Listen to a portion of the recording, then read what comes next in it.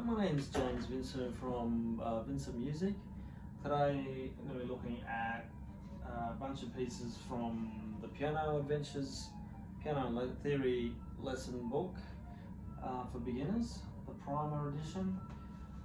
A couple of different things. We're going to be talking about question and answers, ties, and we might do, that would be a good thing to look at, just those things. So, question and answer, I'm going to play a song here. This is page 72, it's called Grandmother, the question and answer song.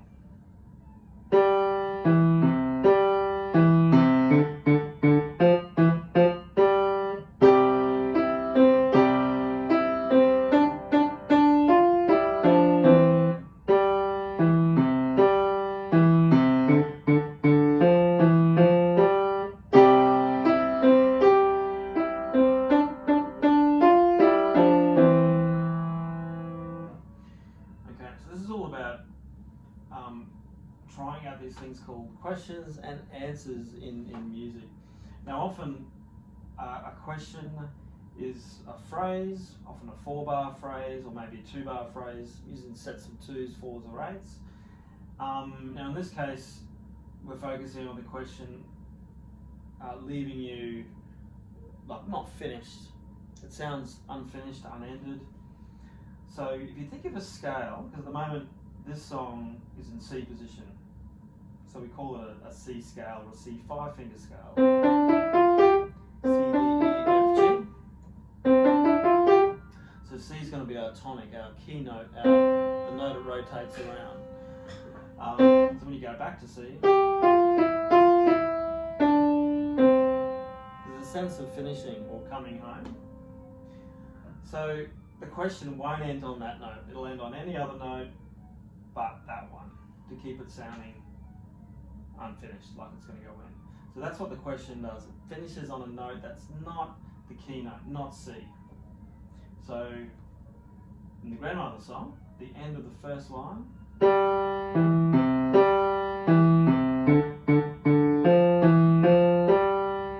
you're following the notes here, G, E, C, G, E, C, D, D, D, F, E, F, G. So G, it feels like it's going to keep going after that, which it does.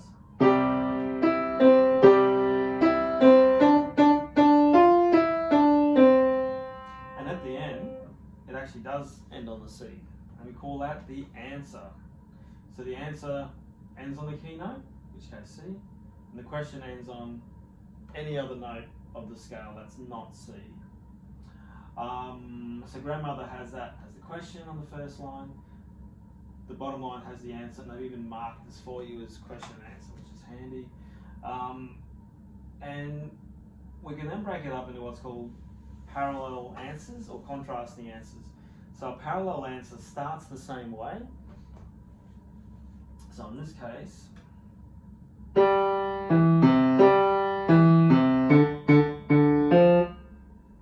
sounds the same as,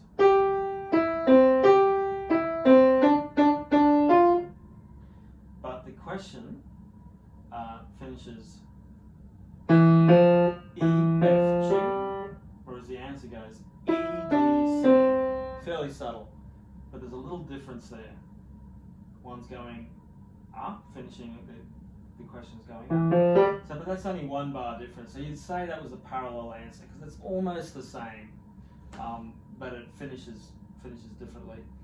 Now the contrasting answer would be something that is completely, it does not begin the same way, but it still ends on the home note.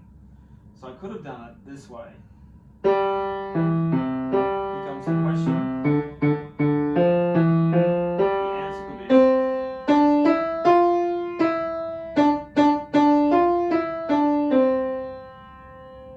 they're completely different that time. You'd have to play it back to hear the difference. So anyway, musical questions with parallel answer, which begins the same as the question, and then contrasting answer, which does not begin, it's completely different, but both the answers are going to end on the home note. So there we are. Grandmother's got a nice duet. You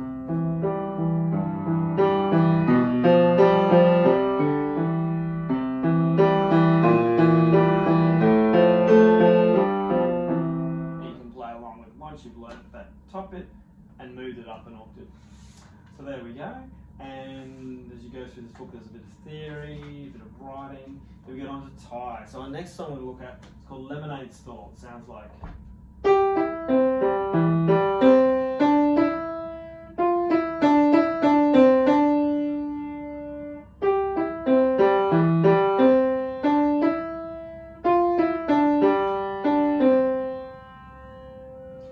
this is a new thing called tie, if you haven't come across it.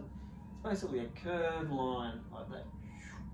It looks like if you've done slurs or legato, it's the same looking symbol, although most of these are quite short because you're just connecting one note to another note and they merge to become the same count note. So for example, if I take a 1 count note of a crotchet and put it next to another 1 count note, I'll get something like this. We're counting in 4/4. 1, 1. It'll sound like that. If we tie it, we connect it with one of those curved lines, it'll actually sound like basically a minimum, a 2 count note. You'd have to see it. If I put the book up here, see if we can come into focus there. So right there we have our tie note. 1 crotchet to that crotchet, tie it together, it's now 2 counts. It actually equals the same as a 2 count minimum note. But you can write it like that in certain times. So that's called a tie. It also has to be the same letter name.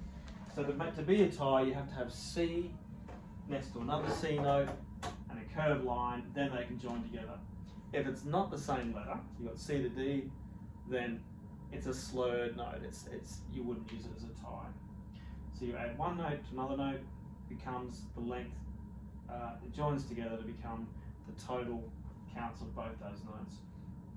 So in Lemonade Stall, we have it at bar 7 and 8. So there's a D there, it's a 3 count note, it's a dotted minimum. If it had no tie, it would sound like this. 1, 2, 3, 1, 2, 3. You play 2 Ds, 3 counts each. But because the tie's there, it's the same letter, you join them together to become a 6 count note. It would be 1, 2, 3, 1, 2, 3. So you just keep holding it down. And to show you, it looks like that with its 6 count notes. The dotted minimum. So for those that don't know, if you see a minimum with a 2 counts and a dot, the dot adds on half of the note's value. So half of that 2 count is 1. So you add 1 to the 2 count, becomes a 3 count note. And then you tie it across to this one. 3 plus 3, it's actually a 6 count note across 2 bars. There's also another one at the end, which is a C dotted minimum to another C dotted minimum. And that ties to 1, 2, 3, 1, 2, 3. So that last line sounds like 1, 1, 1, 1, 2, 1, 1, 2, 3, 1, 2, 3. Some people like to count like 1, 2, 3, 4, 5, 6. But that's a bit more, maybe what a dancer would do when trying to be musicians here. And there's a duet that's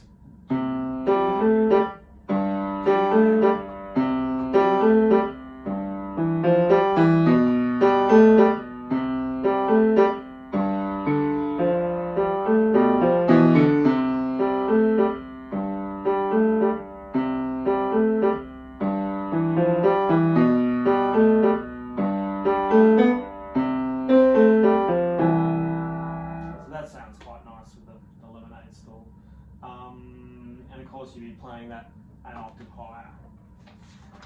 So there's a couple of ones. I'll show you this last one too. So it's bringing together ties, and we do any more questions and answers here? Not really. It was the only time we saw it was that song and a little bit of theory in this book. But All My Friends sounds like. There's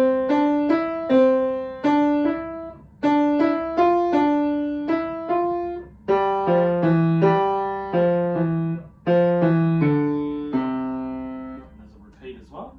And you'll see the tie in this case is between the C on the bar 1 to bar 2. There's a tie going to the middle C, beat 4, to the next bar, middle C on beat 1 there. So you get this tie across the bar. It's a bit tricky to do. You count 1, 1, 1, 1, 2, 1, 1, 2, 1, 1, 1, 1, 2, 1, 1, 2. That would be the modular way of counting. It's the simplest way I'd recommend. You could get into the other way, a more advanced but yet standard way for more experienced musicians, which is the 1, 2, 3, 4. But then you have to tie the 4th beat to the 1 beat.